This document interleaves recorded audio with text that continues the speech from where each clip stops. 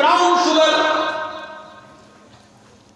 मेरे भाइयों, इसके बारे में तो हम इतना ही कह दें, ये मेरी आंखों देखा वाकया है, ये मेरा आंखों देखा मंजर है।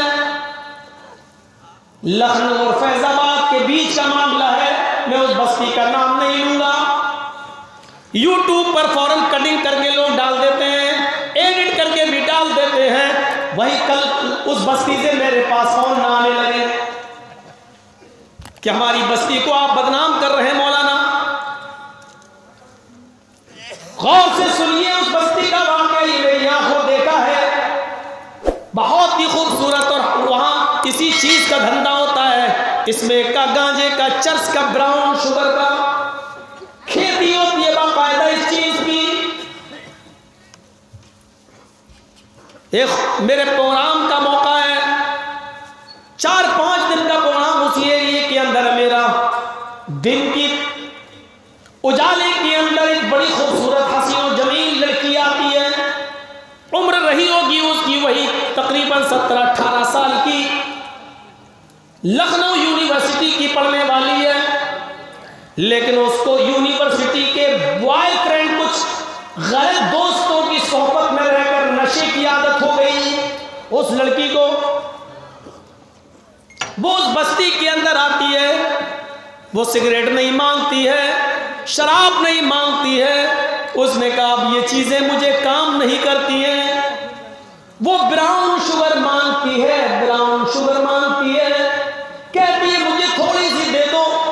मुझे नहीं मालूम था जिस बस्ती में मैं हूं उस घर के सामने ही उसका बिजनेस होती है और वो आदमी बिजनेस करता है। ये लड़की नाम पूछते हुए उस लड़के के पास गई और वो लड़का मेरे पास इतनी दूर बैठा हुआ है जैसे ये और ये वाला कैमरा। वो उस लड़की से साफ, लड़की उस लड़के से कह रही है कि मुझे तुम्हारा नाम मिला है, मुझे ब्राउन शुगर दे दो, थोड़ी सी दे दो। और वो बेचारा मेरे सामने कुछ बोल नहीं पा रहा। हट कहां से आई है, कौन बोला, चल। इतना कहना था कि उसने अपना कपड़ा उतारना शुरू कर दिया। उस लड़की ने अपनी टी शर्ट उतार दी, सिर्फ सीने पर जो हिस्सा पहने हुई थी बस वो रहता है। उसने अपनी जीन्स भी खोल दी। कहने लगी कि लीजिए मेरे साथ तुम्हें जो करना हो कर लो, जितने लड़कों को तुम मेरे साथ सुलाना चाहो सुला दो, जो चाहो कर लो, लेकिन मुझे ब्राउन शुगर दे दो, मुझे थोड़ी सी दे दो। इस ब्राउन शुगर ने हमारी मां बहन बेटियों को अपनी इज्जत और आबरू बेचने पर मजबूर कर दिया है।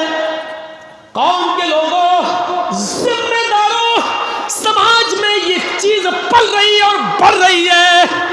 ये चीजों के तुम दिलदादा बन रहे हो। इतना याद रखना, जिस कौम के मर्द इन चीजों के शेदाई हो जाते हैं, उस कौम की औरतें भी इन चीजों की शेदाई हो जाती हैं। याद रखना, हमारी माँ बहन बेटियां भी कहीं इसकी आदी न बन जाएं या अपने शोहरों के नक्शे कदम पर चलकर वो भी गलत रास्ता अख्तियार न करने लगे। इतना याद रखना, इज्जत और आबरू को वो सरेआम बेचेंगी।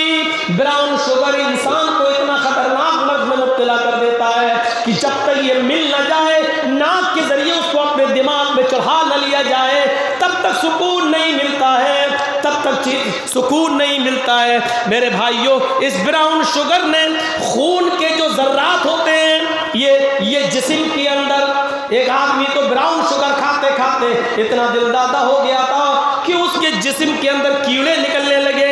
ब्राउन शुगर जब तक नहीं मिलता था, उन कीड़ों को खून के अंदर, ब्लड के अंदर, वो जरासीम को, जब तक वो जरासीम उस ब्राउन शुगर के जहर को चूस नहीं लेते, सुकून नहीं मिलता है। और जब नहीं मिलता तो वो कीड़े नसों से बाहर आने लगे और ये अपने जिस्म से उतार कर बाहर फेंक देता था। लेकिन कीड़े सूंघते सूंघते, वो जरासीम सूंघते सूंघते फिर उस आदमी के जिस्म तक पहुंच जाते।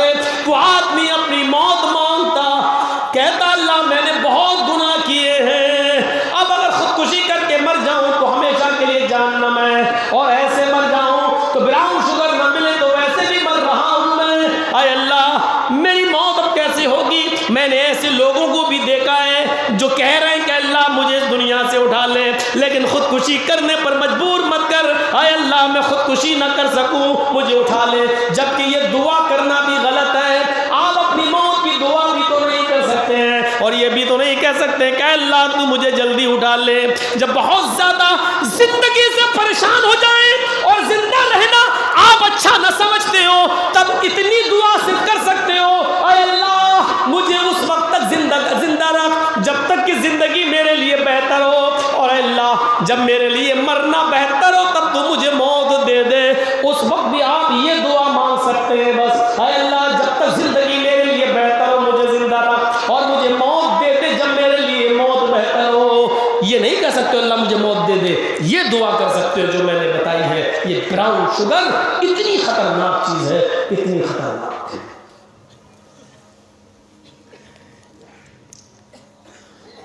इंडिया के अंदर एक यूनिवर्सिटी ऐसी भी है जहां लड़के लड़कियां साथ में पढ़ते हैं, को एजुकेशन।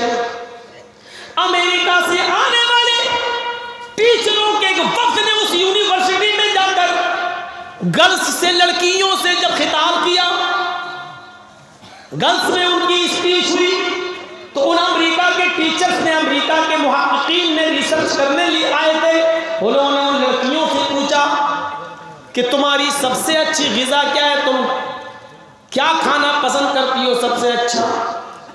तो सारी लड़कियां खामोश रही, बोली हमें हर चीज़ पसंद है, जो मिल जाए खा लेते हैं, सबकी अलग अलग पसंद है। फिर जब उन लड़कियों से पूछा कि तुम्हें पीने में कौन सी चीज़ पसंद है, कौन सी चीज़ तुम पीती हो, तुम्हें बेहतर लगती है, तो उस यूनिवर्सिटी की 95% लड़कियों ने जवाब दिया कि हमारा महबूब मशरूब, हमारी महबूब पीने की चीज़ शराब है, ये मैं सबसे ज़्यादा पीती हूँ और ये हमारी महबूब चीज़ बन चुकी है। जब तक शराब न पी लूँ मेरा दिमाग न पढ़ाई में लगता है न घूमने में लगता है। शराब जब तक न पी लूँ तो मुझे नींद भी नहीं आती है, बल्कि एग्ज़ाम में भी मैं जाती हूँ तो शराब पी कर जाती हूँ। इस हाल तक हमें पहुंचा दिया। शायद आपने वो वाक़या भी सुना हो, हजरत उमर फारूक रज़ी अल्लाह ताला अन्हु रात की तारीकी में, रात के अंधेरे में गश्त करते हैं। हजरत उमर फारूक रात की तारीकी में, रात के अंधेरे में गश्त कर रहे हैं। एक मकान के पास से गुजरते हैं, गाने की आवाज आती है। हजरत उमर कहते हैं रात के अंधेरे में ये कौन गा रहा है? आगे बढ़ते हैं और दरवाजे पर कान लगाते हैं तो किसी लड़की की आवाज आ रही है। हजरत उमर उस दीवार पर चढ़ते हैं और चढ़ने के बाद झांक कर देखते हैं तो क्या देखते हैं कि एक बूढ़ा आदमी शराब के नशे में धुत है, शराब के नशे में पड़ा हुआ है और उसके इर्द गिर्द 2-3 नाचने वालियां नाच रही हैं, वो भी शराब पी हुई हैं, नाच रही हैं। बूढ़ा शराब के नशे में धुत है। जहां शराब होगा वहां शराब भी होगा, जहां शराब होगी वहां नंगा नाच भी होगा। यहां शराब होगी, याद रखिएगा, जहां शराब नोशी हद से ज्यादा पड़ जाएगी वहां आपके बच्चे महफूज नहीं होंगे, आपकी बीवी महफूज नहीं होगी। और ये तो शराब है, इससे भी खतरनाक चीज। हजरत उमर फारूक ने देखा कि बूढ़ा इस उम्र में भी सटिया गया है, बूढ़ा है, कब्र में पैर लटके हैं और शराब पी है। और शराब तो छोड़ो, शराब पी है, डांस नाच देखा। हजरत उमर फारूक लंबे चौड़े थे, दीवार पे चढ़ गए और छलांग लगा के नीचे कूद गए, सीधे बूढ़े के पास गिरे। बूढ़े ने ऊपर से देखा तो हो गया, देखा कि अमीरुल मोमिनीन उमर, तो जितना नशा चढ़ा था उमर को देख के उतर गया।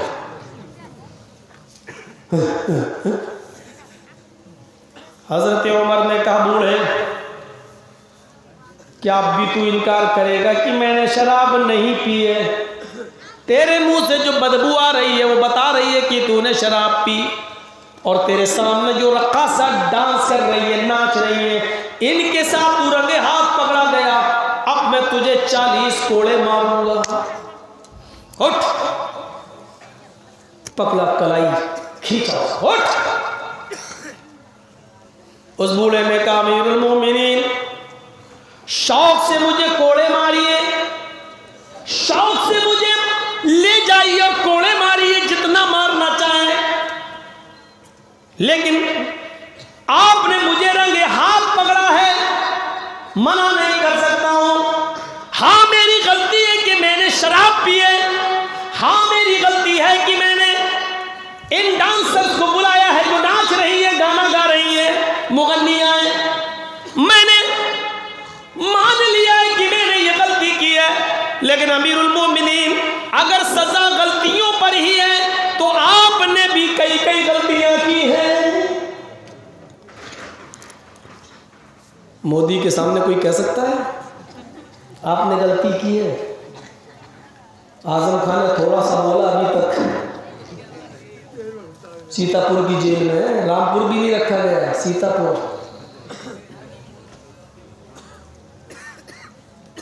एक साहब और है, वो तो बहुत ज्यादा बोलते हैं, कुछ नहीं होता है।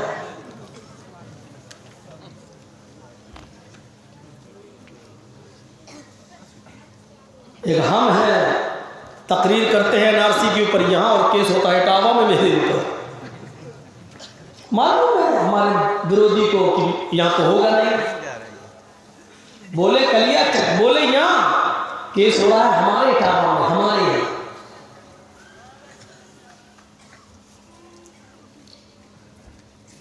इतना सा बोले बस, और कोई गलत भी नहीं बोले, सिर्फ यही कहा था मधुमक्खी के छत्ते पे हाथ मार दिया है, पत्थर मारा है, ये छोड़ेंगे नहीं, बस इतना ही कहा था। जोश में एक दो जुमले निकल गए होंगे, लेकिन ऐसे जुमले तो नहीं निकले थे जैसे दिल्ली में निकले थे। देश के गद्दारों को गोली मारो, सालों को, ऐसे किनारे तो ऐसी चीज तो हम नहीं बोले थे। ये होता है। हजरत उमर से कह रहा अमीरुल मोमिनीन सजा दो मुझे, लेकिन गलती मेरी है तो सजा का मुस्तहिक हूं। गलती तो आपने भी की है, और एक नहीं कई कई है। मैंने भी गलती की, हाँ। आपको क्या सजा मिलनी चाहिए? हजरत उमर ने छोड़ दिया, पहले मेरी गलती बता क्या है। कहा अमीरुल मोमिनीन आपकी पहली गलती, अल्लाह के नबी सल्लल्लाहु अलैहि वसल्लम ने फरमाया कि जब तुम्हारे घर के दरवाजे बंद हों, खिड़कियां बंद हों, तो तुम किसी के घर की जासूसी मत करो। जब मेरे दरवाजे बंद थे, मेरी खिड़कियां बंद थी, मैं अपने घर में क्या कर रहा था उससे आपको क्या मतलब? आपने दीवार पे चढ़कर, फिर दीवार पे चढ़कर नीचे झांकने की कोशिश की और देखा। अल्लाह के नबी सल्लल्लाहु अलैहि वसल्लम फरमाते हैं तुम्हारे बंद दरवाजे और बंद खिड़कियों के बावजूद भी कोई झांके तो बाहर निकल कर उसकी दोनों आंखें फोड़ दो, तुम गुनाहगार नहीं। आपने मेरे बंद दरवाजे और बंद खिड़कियों के बावजूद आपने झांक कर देखा, मेरे घर की जासूसी की। हाँ ये तो सही कह रहे हो। अच्छा कोई और गलती? हाँ एक और गलती की आपने। कहा क्या? कहा अल्लाह के नबी जनाबी मोहम्मद रसूलुल्लाह सल्लल्लाहु अलैहि वसल्लम ने फरमाया कि जब तुम किसी के घर में जाओ तो पहले दरवाजे को दस्तक दो, जब अंदर से आने की इजाजत मिले तब अंदर जाओ। आपने मेरे घर के दरवाजे को दस्तक नहीं दी, मेरे घर से मिली हुई दीवार, दरवाजे से चिपकी हुई दीवार पर चढ़कर आप मेरे घर में फांदे हैं। बल्कि यहां तक लिखा है सीरत उमर में अल फारूक के अंदर अल्लामा शिबली ने, हाय अमीरुल मोमिनीन, आप चोरों की तरह मेरी दीवार पर चढ़कर नीचे छलांग लगाकर कूदे हैं। हजरत उमर ने कहा, आए बूढ़े, शराब के नशे में भी तुम्हारे मुंह से कुरान और हदीस की बात निकल रही है। शराब के बावजूद वो अपना आपा नहीं खोते थे।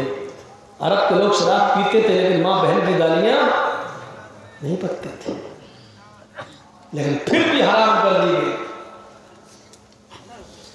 और कोई गलती? हाँ, एक और गलती है आपकी। वो गलती है, अल्लाह के नबी ने फरमाया जब तुम्हें घर वाला घर में आने की इजाजत दे तब तुम उसके घर में जाओ, और जब तुम किसी के घर में जाओ तो अस्सलामु अलैकुम कहकर घर में जाओ। आप बगैर सलाम किए हुए मेरे घर के अंदर आ गए। हजरत उमर ने कहा, बूढ़े, आज मैं तुझे छोड़ रहा हूं, जब तक मैं अपनी इस्लाह न कर लूं, अपनी गलती न सुधार लूं, तुझे सजा नहीं दूंगा।